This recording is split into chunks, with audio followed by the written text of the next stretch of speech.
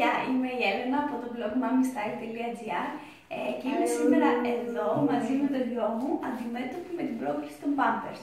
Ποια είναι αυτή η πρόκληση? Λοιπόν, τα Pampers μόλις λάνσαραν την καινούργια έκδοση των πανών Baby Dry, οι οποίες χάρη σε μια νέα επαναστατική τεχνολογία υπόσχονται ότι είναι ακόμη πιο απορροφητικές και πολύ απαλές. Δεν θα πω πολλά γιατί θέλω να περάσουμε στο πείραμα. Το πρώτο πράγμα που θα κάνω είναι να βρέξω την μπάνα. Θα ρίξω όλο αυτό το νερό.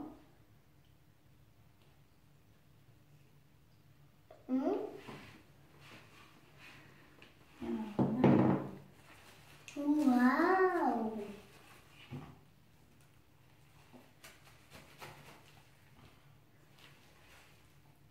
Λοιπόν, το υγρό έχει ήδη αρχίσει να σταθεροποιείται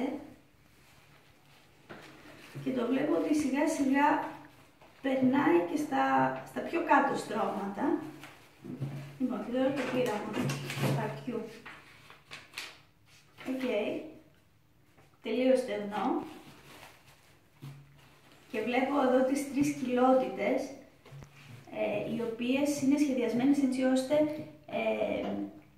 να μην μεταφέρεται το υγρό από τη μία πλευρά της πάνας προς την άλλη και βαραίνει ή δημιουργεί τέτοια θέματα.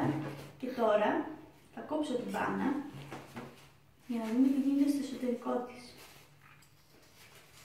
Και τι θα την κόψει την πάνα? Δούμε τι γίνεται μέσα, κοίτα. Wow. Λοιπόν, αυτά είναι τα micro pearls όπως διάβασα, τα οποία και είναι υπεύθυνα έτσι για την σωστή κατανομή του υγρού στην πάνα. Είναι σάντουιτς. Ναι. Δεν ξέρω αν είναι σάντουιτς, αλλά είναι πάρα πολύ εντυπωσιακό πραγματικά. Να, δεν θα